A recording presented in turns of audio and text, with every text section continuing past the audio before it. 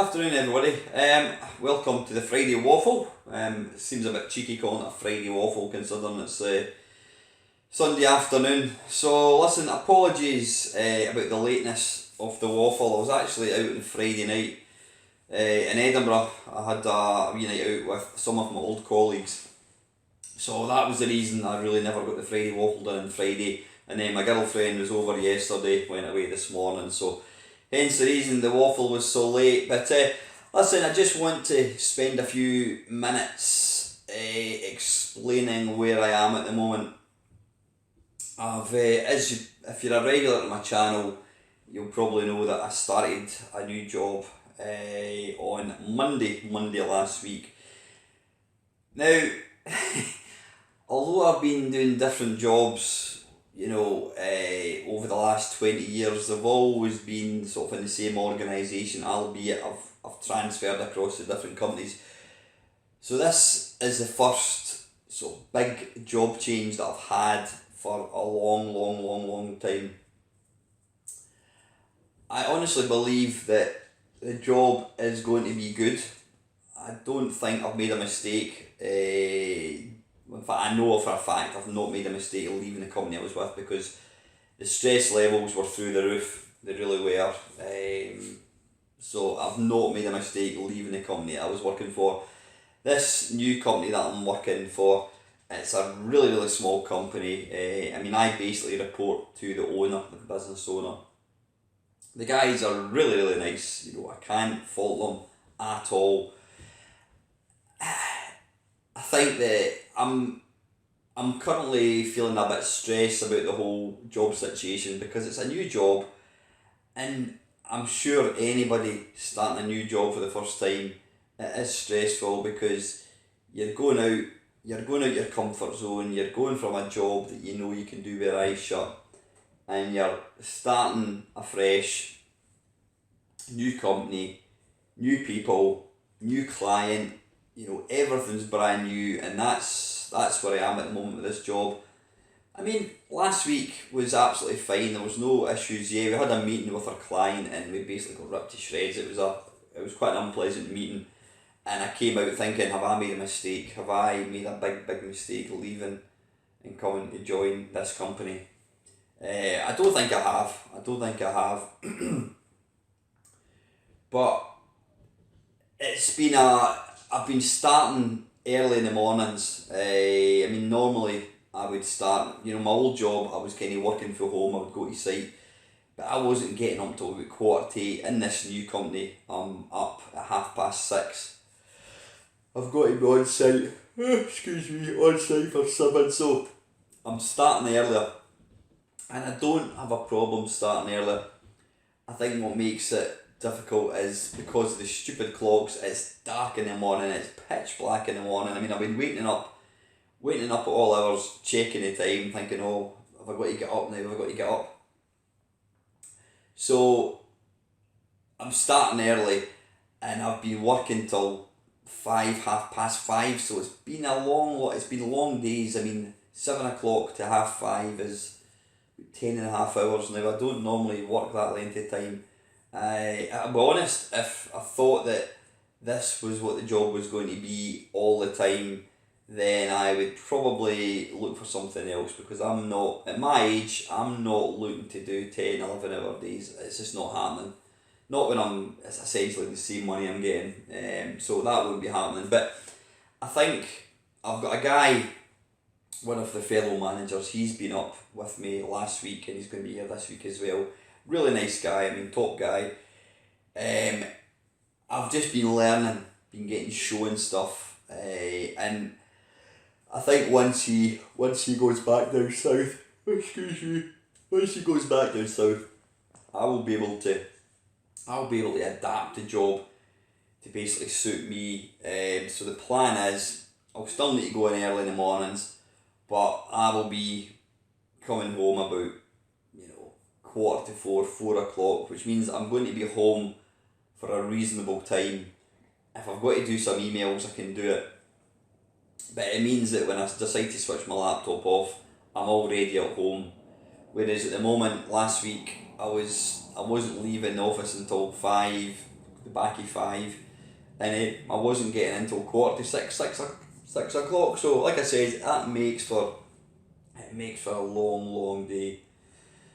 But yeah, it's a totally new job, and I've got to give myself time to get to know the job. It's not a particularly, I wouldn't say it's a particularly complicated job. It's probably the opposite of what I was doing before. It's quite a simple job.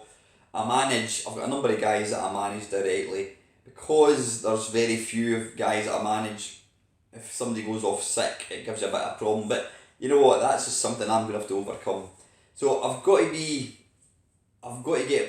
strong in my head. I'm not a quitter. I'm not that type of person. I've got to give myself a chance. I've got to get used to the job. I'm quite sure that in a couple of months' time, I'll be feeling different. Right now, if I'm being perfectly honest, right now, I'm thinking I could quite easily have gone back to what I was doing before, just because it's the unknown. But I wasn't happy in the job that I was doing. So, I know going back to that job wouldn't have been the right thing. But right now, I'm out of my comfort zone. I feel a bit nervous about everything. And, I've just got to overcome that. I've got to get to grips with the job. And I do know that once I've done that, I think I will be able to make the job my own. And I'm not going to say it's going to be easy, but I think I will be a lot happier. But I just need to, at the moment it's uphill. I've got to get to the top of the hill, and then it will flatten out. And I've got to be patient. I've got to give myself that time to get where I want it to be. So yeah, so that's been pretty much last week, guys. I've been doing these long hours. I've been coming home, and I've just, my head hasn't been in the right place to record YouTube videos. Hence the reason I don't think that I put out one video yesterday, I think it was, or was it on Friday? I can't remember exactly.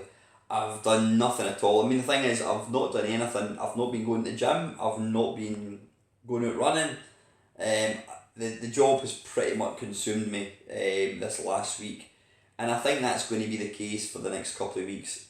And I've just got to ride the storm and know that I will come out the other side, and it will be like, right, I've got on top of it. I can now do it, and I can make it work for me. So it was just, I just wanted to really make you aware of where I am at the moment with things. The YouTube channel isn't going anywhere. I do love my YouTube channel.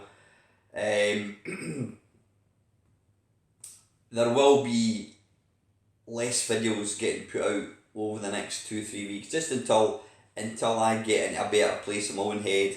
Then I can feel a bit more comfortable about doing stuff, and then I'll get back to putting out more regular stuff. So yeah, it's just really to let you know, guys, the YouTube channel is still staying. I just need to give myself a bit of time. I've got to give myself time to bed into the job, and then the hobbies like my running and YouTube and gym and whatever it is, that'll all come back again. So please bear with me. As I say, apologies about complete lack of any videos. I do have a couple of videos that I've started recording, so I might try and get even one of them finished today, and I'll get that put out on Monday. So anyway, right, I'm going to get some questions. Bang a tick. Right, first one is from Batman. Excellent wafflage as ever, sir. For a future waffle, what old systems do you think have aged well today, and what systems have dated really badly? I think for me, I mean, I like the old systems. The games. I still play 8-bit games, so games I wouldn't really say have dated badly, but some of the systems, the way they portray the graphics, the way they look on modern TVs. I mean, I suppose that the obvious one for me is, which I've mentioned a lot of times, is the N64 and the PlayStation. In fact, probably that generation, the first sort of generation of consoles, i.e. PlayStation, N64, Sega Saturn. These were the sort of pioneers of polygons, sort of three-dimensional graphics. So you had stuff like Tomb Raider, some of the driving games, all these, they were groundbreaking, from what we'd seen before. They were like the first generation of the current kind of games we play now. And back then, I mean, you look at something like Tekken. Back then, I was absolutely blown away with how amazing Tekken looked. I was amazed at how amazing, how good Tomb Raider looked. They were just incredible looking. But you go and look at these games now, you try and play the original Tekken, and they look shit. As far as I'm concerned, they look shit. So I think that generation of consoles, and games in particular, the original 3D type games, I don't think they've aged particularly well. I wouldn't really play them now. They look clunky. I mean, you look at the original Virtua Fighter. I remember seeing that in the arcades, and even, I suppose, if I'm being honest, even I remember seeing it in a cinema in Edinburgh. I don't know what it would be, 1992, 93, something like that. And I remember thinking how the graphics did look basic, but it was still jaw-dropping, the fact that this was kind of like a three-dimensional game. But you look at that now and it just looks awful. It really, really does. Saying that though, two-dimensional games I don't think have really aged, because they've never really changed. I mean, we went from, most early computer games were two-dimensional, side-scrolling, whatever it was. They were two-dimensional games. Then when we got to a point where consoles could do 3D games, i.e. the PlayStation, we suddenly went from playing things like, I don't know, Manic Miner, and then next we were playing or Sonic the Hedgehog. Then we jumped to stuff like Tekken, Tomb Raider, and people didn't want to play two-dimensional games. So two-dimensional games nobody ever really took them and evolved them, gave them better looking graphics, because I don't think you would really gain anything by it. And here we are in 2019, they're bringing out games, two-dimensional games, but they're using the pixely, 8-bit pixely look. So two-dimensional games still play fine as far as I'm concerned, but the early 3D games I think haven't aged well.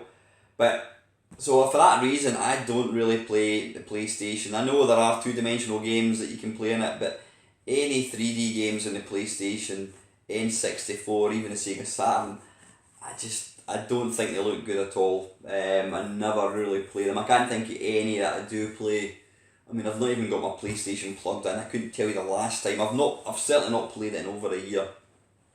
So I suppose with that in mind, I'd have to say the PlayStation I don't think has aged particularly well.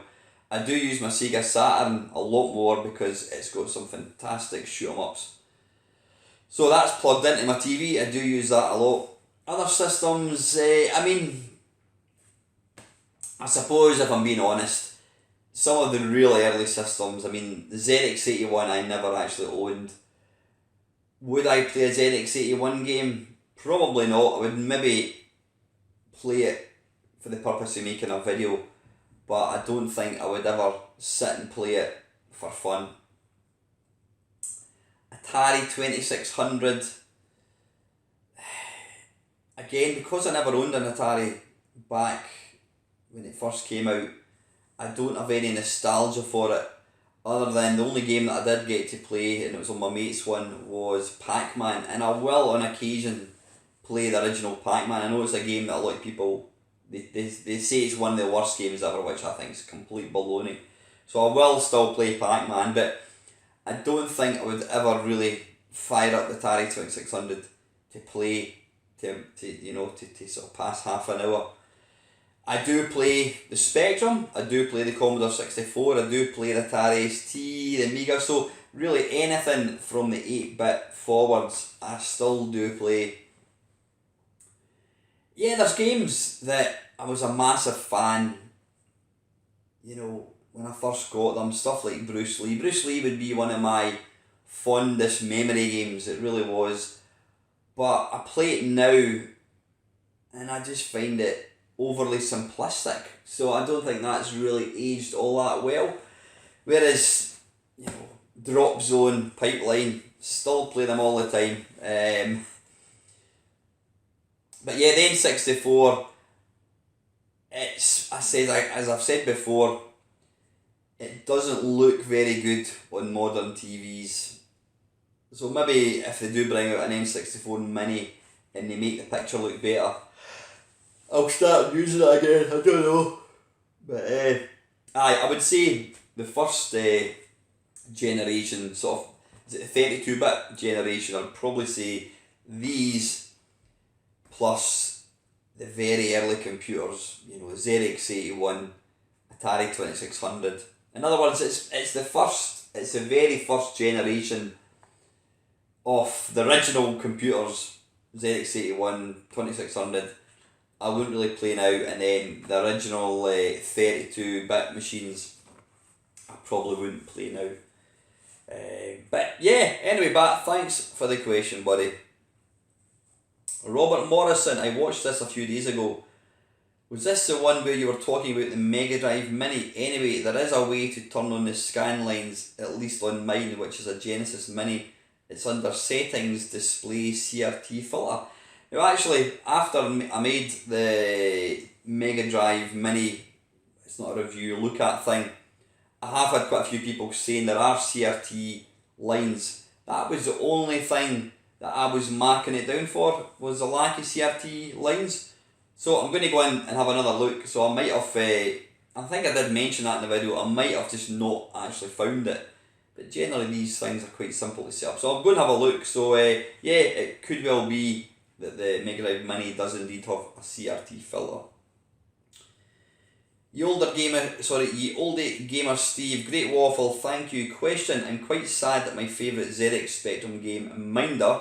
Yeah, obviously you've got the little, is it Dennis Waterman character by DK Tronics, didn't come to the C64, although there was a port in the making.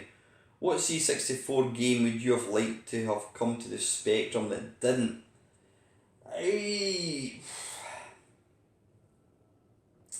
If I'm being honest, Steve, I don't think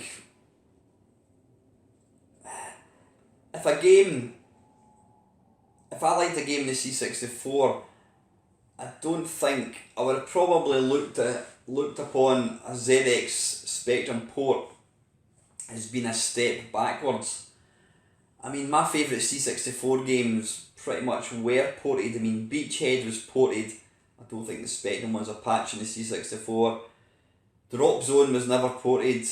Pipeline was ported, but again, it's not the same game. So I can't really think of any game on the C64 that I would have said, oh, I wish there was an Atari, a Spectrum port. There was plenty of games in the Spectrum that I would have probably liked to have seen on the C64 though. Typically, I can't actually think of anything offhand. Yeah, I don't think there's any game at all, Steve, that I thought, fantastic game in the C64, I would love to see that in the Spectrum, because the Spectrum and the C64 were two completely different machines. They both had their own strengths, they both had their own weaknesses. Because there's some blinding games in the Spectrum that were ported to the C64 and they're just not a patch in the Spectrum one, and conversely, there was a lot of games on the C64 which were brilliant, and then they moved them onto the Spectrum. I mean, Impossible Mission, Beachhead 2, all things like that, they just weren't as good. So I can't really say any, if I'm honest. There's lots of good C64 games which probably never did come out in the Spectrum, which would have been nice for Spectrum owners, but being a C64 man, I don't think there was any I could really think of. But anyway, Steve, thanks for the question, mate.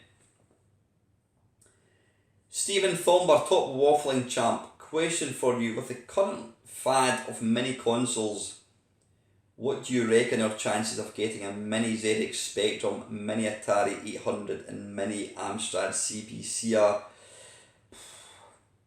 Well, there've already been numerous attempts for a Mini Spectrum. I mean, we had the Vega, which I wouldn't really class it as a Mini Spectrum. Yeah, it played Spectrum games, but it had a wire. Well, I suppose all these machines have wires. That's a bit of a daft thing to say, Alan. Yeah, the Vega. I don't have a Vega. I'm not a big fan of. I don't know. I just don't think the controls are really going to lend itself that well to the Spectrum. Also, apparently, out of the 1,000 games that were on it, there was only a handful of any games you'd want to play. There was loads and loads of padding that they put in there just to try and bring the 1,000 games up. So, yeah, I don't think the Vega's a particularly good Mini Spectrum. And then, of course, there's the whole charade of the Vega 2, which people, was it £500,000 has been lost, and only a handful of people have actually been given the machine, and apparently it's complete shit as well. I think the fact that the Spectrum Next is going to be coming out shortly, I did get an update email a couple of weeks ago. I think they're now on the home straight. I think they're now just looking to get all that. I think they've finalised the keyboard. They're just basically pulling everything together. So I'd imagine we'll probably have our Spectrum Next before Christmas, hopefully. So to my mind, that's kind of going to steal any thunder that any Spectrum Mini was going to take, because the Spectrum Next is fully compatible with the Spectrum, plus it's a new computer as well. And I think if it's they are looking to bring out I think they are looking to manufacture more Spectrum Nexes. So I think if it turns out to be popular, I don't see there being a market for a Spectrum Mini. They might well do. I mean, was it Elite? I think it was brought out. They brought out a recreated Spectrum. The only problem was it was just a Bluetooth keyboard. It didn't have any. It was just a keyboard, and you connected it to like an emulator. So if they'd just gone the extra distance and put a Raspberry Pi inside and banged an SD card in it and you had all your games, then that would be a Spectrum Mini. I don't think you'd really want to make the Spectrum any smaller than it was. I mean, unless of course you go down the same route as the 64 Mini where the keyboard doesn't work. So you could use the same. I suppose technically the Spectrum Vega was the same as the 64 Mini, but I think really computers do need keyboards. It's all very well using virtual keyboards, having to hold buttons down and use the gamepad or the joystick to move across, but you feel like you're lacking something.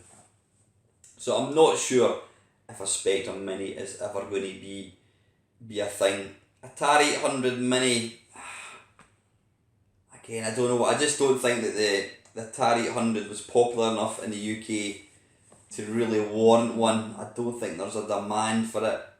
Yeah, Atari 800, I just don't really think that the Atari is popular enough. The thing is, for these things to work, you need to have a lot of people interested. I mean, the Spectrum had a massive following, so, there was always going to be people wanting to see that. The same with the C64. I just don't think that in the UK there's a big enough fan base of the Atari to warrant anybody actually making one. It would be nice. I would love to see one. I really would. And the same goes for the Amstrad. That was kind of the same. I mean, the Amstrad was probably a bit more popular than the Atari was in the UK. But again, is there a big enough fan base?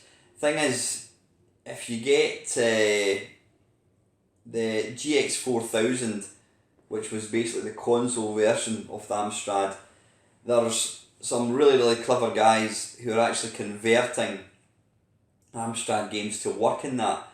So you could technically say that the GX 4000 is already ticking the box as a sort of Amstrad Mini.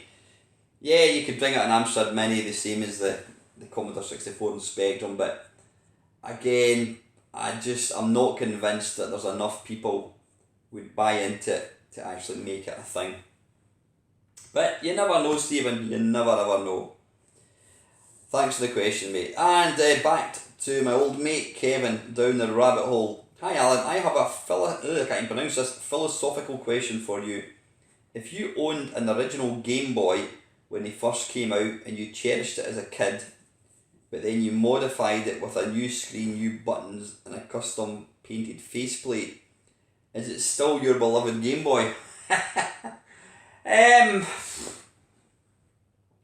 hard to say. Kevin. I mean, I did own a Game Boy when it first came out. I bought one when it very first came out, and I sold it because, again, I was just needing the money for something else. I don't know, maybe because I don't have any original machines, I don't have that connection. I don't have the nostalgic connection to any of these sort of things. I mean, I don't think there's anything. The only thing that I've got, which was an original, and it was my teddy bear. I got a teddy bear when I was born. So the teddy bear is 52 years old. My daughter uses it, and a few years ago it was in quite a bad shape, and my sister kind of tidied it up for me. So I mean, I do have a link. I've got a love for it because it was my thing. It was what I had when I was a baby. But I don't think I've got any.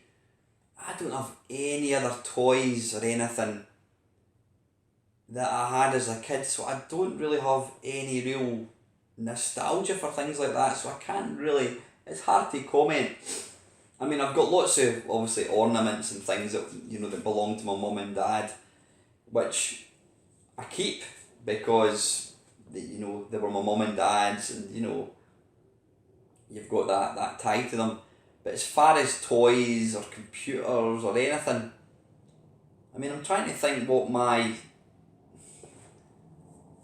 and this says a lot. My oldest console that I still have would have to be the original Xbox. It's sitting over there.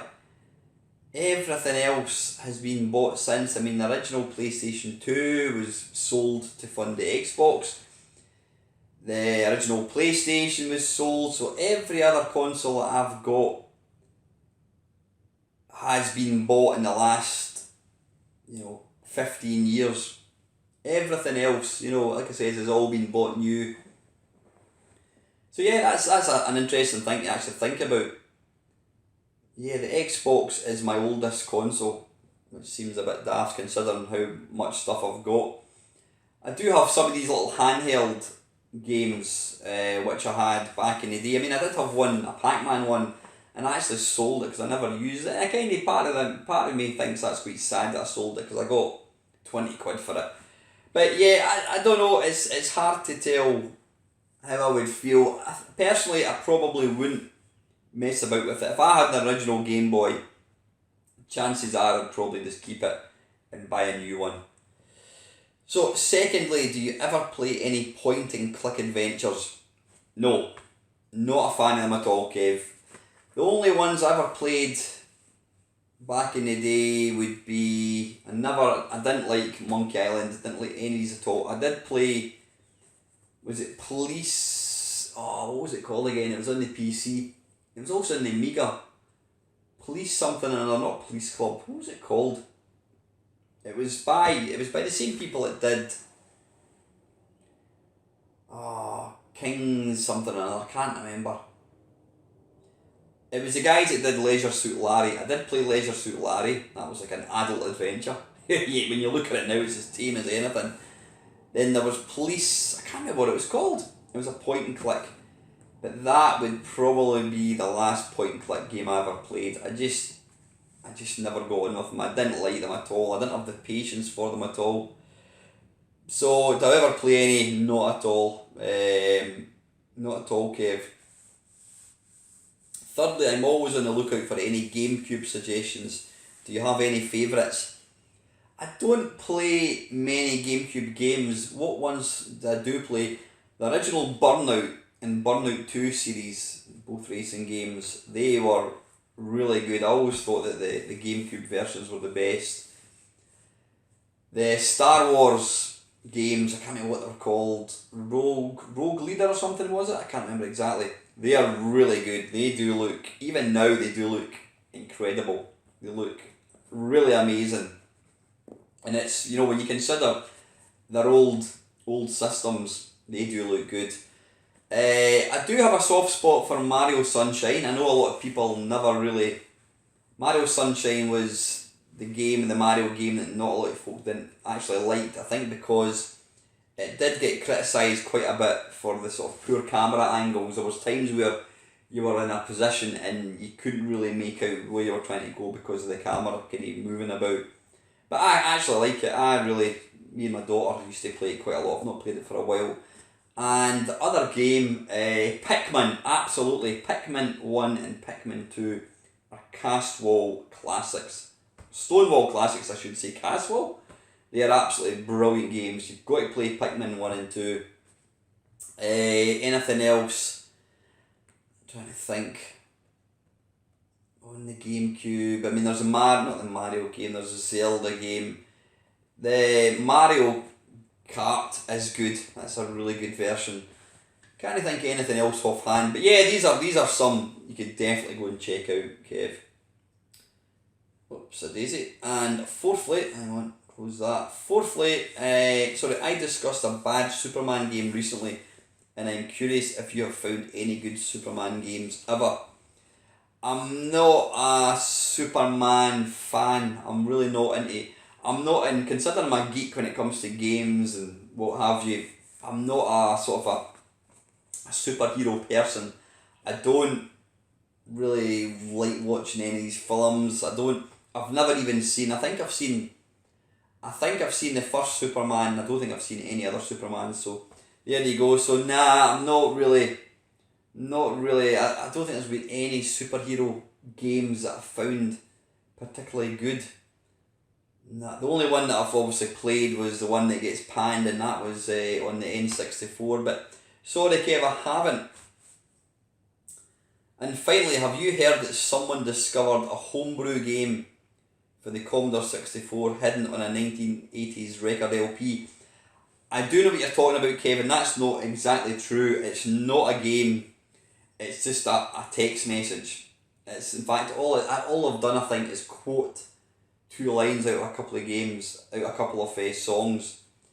There's there is a video out on YouTube which I watched, and basically, as you say, at the very end of the record, somebody, I can't remember what the group was, it was a kind of rock group. There's basically the noise. They've actually put out this sort of program at the end of the record. Now this guy very cleverly recorded the tone onto a tape, and then he managed to sort of transfer it across, or he recorded it and then he transferred it onto a tape, and he eventually successfully loaded it into C64. And it's not a game. It's actually quite dull. It's just basically 2 lines out of quotations. I think there's an Albert Einstein, and there's another quote as well. That is it. It's not very interesting, but it's quite clever that they've done that. It's an interesting story, but it's not a game, unfortunately, Kev. But it's pretty cool. A nice sort of cool little bit of sort of nostalgia. So thanks, Kev. Next up, Milthy Swinbuckle, great waffle as ever, and good luck with the new job. Question: obviously going to the arcades in the 80s, late 70s and early 90s are some of my best memories as a young whippersnapper. I imagine this is the same for you, so do you regret that the later generations will never experience that same thrill that the arcade generation felt when walking through the doors of some dingy, unexplored amusement arcade? Or am I just being a bit of a miserable old fart who bores the poor younglings to death with stories of better times when he reminisces about days long gone? Nah, you know what, you're absolutely right. Now, unfortunately, I didn't get to go to arcades that often because where I stay in central Scotland, there there was no arcades really nearby. The only time I went to an arcade would be when I went to college in Bathgate. We would go to the arcade at lunchtime and play a few games. There was quite a big arcade, through in Edinburgh, but I didn't go to that often. But obviously when we went down, my mum and dad never really took us to Blackpool. It was their idea of hell. Maybe they had taste actually. I mean, to me, the only thing that I liked about Blackpool back then was arcades. My mum and dad obviously went into arcade machines, so we never really got to go. But I did go on a few occasions. There used to be an after school club in the summer holidays. They used to have a day trip to Blackpool, so me and my mate used to meet up. You get the bus down to Blackpool and you'd spend the whole day.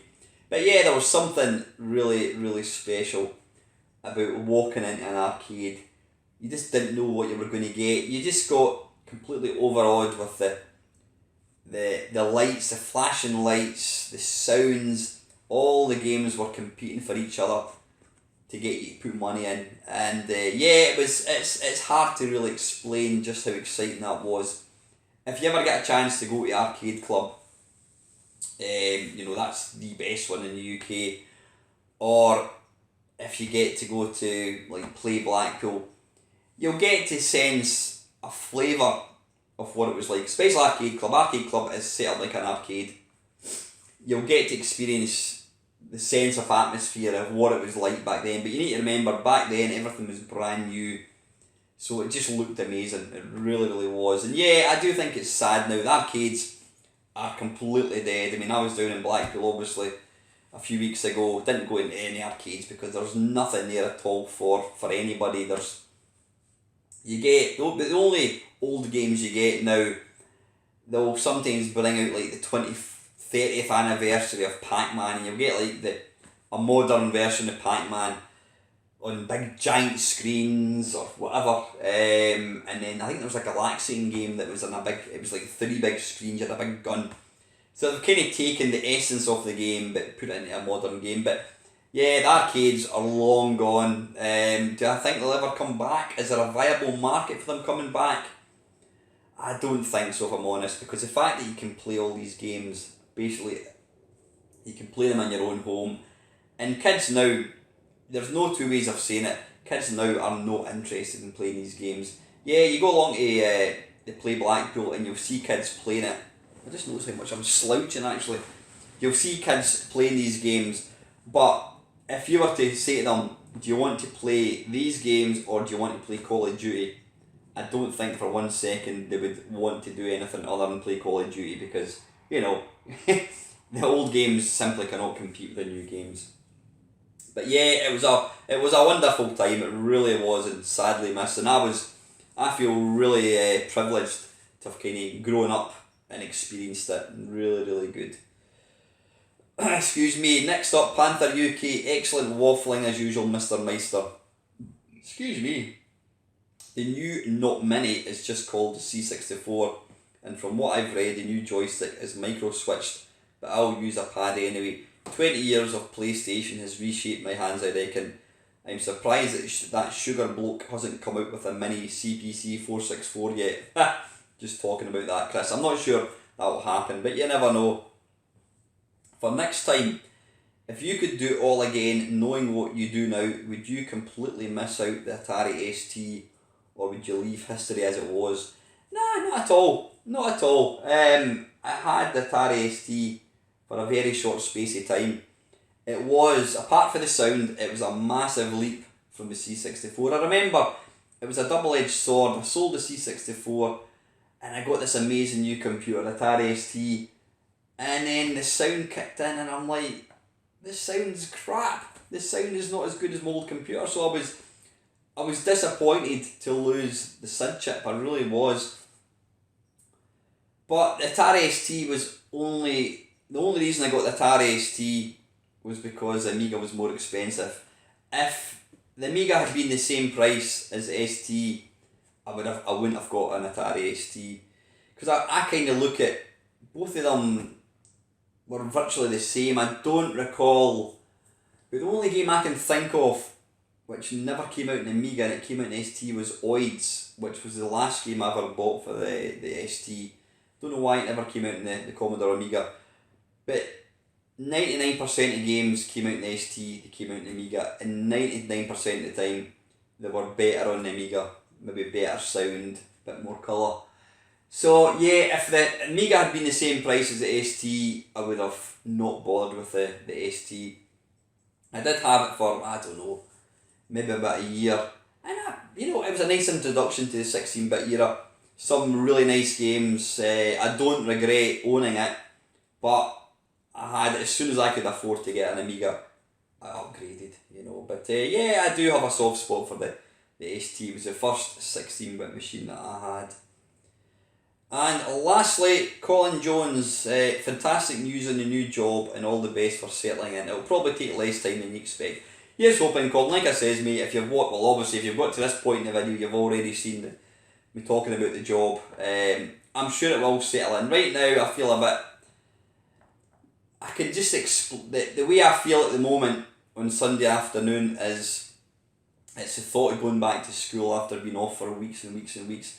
It's that butterfly in the stomach, slightly nervous, sickly feeling. It's not a particularly nice feeling because it's constant. You're constantly thinking about it, but I'll get over that. Like I says, I know I'm good at my job. I know I'm a clever enough person. The job will get better. It will. It's not the job that will get better. I will just get to know how to do the job. Right now, when somebody asks me a question, I'm like, shit, what am I going to do? So I'll definitely overcome that. So thanks for the good wishes, buddy. I think Sensible Software gave up when 3D first-person shooters became popular because they couldn't adopt and adapt with a small team and didn't want to sell out. Yeah, I think you're absolutely right. I won't be getting the C64. My future plans are the Mega 65 and the Commander X16. Main reason is I get so fed up waiting for it to be released. I bought a real C64 and the Mega 64 has a C64 mode. Fireworks, I'm 100% with you, which is why I asked. How are they still selling literally explosives to the general public these days? Professional displays are great, but there are too many idiots buying them and being dangerous. So I'm honestly surprised as to why it's still allowed. Maybe an unpopular opinion, but that's how I feel. You know what, Colin? I don't think so. I mean, looking at my dog, put it this way, he pissed on the floor on whatever night it was. He was quite literally terrified. Being a dog owner, I hate fireworks with a passion, and I know, through social media and Facebook, there are so many people agree. Fireworks, there's a place for them. Let's keep it to big public displays. I don't understand why they sell explosives to the public, because that's exactly what they are. Something else you're responsible for, me creating a second channel dedicated to the retro scene. Nothing there at the time of typing, but I have plans on becoming more active in that arena. I actually watched one of your videos, Colin. I can't remember, what game were you playing? I can't remember. I did watch one of your videos. So listen, what to do, Colin, I will actually give you a little shout out. Go and check out Colin's YouTube channel. What I'll do is I will put a link down below. So go and support Colin, watch his stuff. So good on you, buddy. You know what? That's what it's all about. Making videos is fun. So, if it's something that you enjoy, which you quite clearly do, then do it. I'm sure I've subscribed to your channel anyway, so best of luck. After that waffle, I do have a waffle question. What expos are you planning on attending next year? It's hard to say right now. Probably play Blackpool. I know I was talking to Steve of Retro on Limb, and he tells me that the Play guys have asked Retro on Limb to basically do the talks again for next year. So whether I have a part in that, whether I'm asked to get involved with the talks again, I'm not quite sure.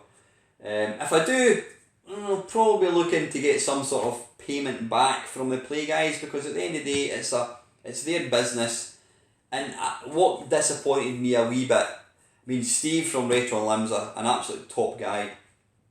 What disappoints me a wee bit is the main guy who runs and owns the play events, it would have been nice to have got a thank you from him personally, because at the end of the day, we did do all the talks for them, and according to Steve, there was actually a bigger attendance for our talks than there were last year. So a simple thank you from the guy from Play Blackpool would have been nice. You know, you're doing it for free. So I think if I was asked to do it next year, I would be looking either for payment or at least to get my expenses covered, something like that. I don't know, but yeah, I probably will end up going back down to Blackpool. I might have a look at going to. I was at Nerg this year, which I really enjoyed. That was good, and it's down in Newcastle, so it's closer. There's also the one, is it Rewind, but that's further down. Is that in Bristol or something? I can't remember exactly where it is. It's a long way for me. Excuse me, so I'll just need to wait and see. I'll probably end up back at Play Glasgow as well, because it's on my doorstep. But I do want to, I want to get down to Arcade Club next year, maybe early next year. I know I've been talking to a few of the guys about coming down, so if I'm going down, what I'll do is I'll let you guys know, and if anybody wants to try and tie up and come along, we can have a bit of a weekend with it, maybe go for a curry, something like that. That would be really, really good fun. And that is it. So anyway guys, again, apologies about lack of content this week. I hope I know you understand that I'm going through a bit of a change in my life. A new job is a big deal. So I just need to give myself time to get used to the job, and I will get back to doing videos once I'm I wouldn't say in a better place, once my head's out my arse. At the moment my head is literally up my arse, just with getting to know the job, and that's going to take time. That is going to take time. Once I'm more settled in the job and I'm not thinking about it all the time, then I will get back to a more, I think in a couple of months' time I will be in a better place then than I was a few months ago, because the job I was in, it got to a point I hated it, and I'm sure this job is going to be good. I just need to give myself time to pick it up, to get to know people, and I'm sure I won't regret it. At the end of the day, see if it gets to a point after a couple of months and I'm thinking I'm not enjoying the job for whatever reason, then I can go and look for something else. You know what I mean? You're not, as I've learned over the last 6 months, you're not tied to any job. You can always go and look for something else. So anyway guys, listen, I'm going to go and get this video uploaded. Thanks to all your support as always. I do read your comments. Your support keeps me going. It really does. And finally guys, I hope you have a nice Sunday afternoon, and as always, thank you very much for watching.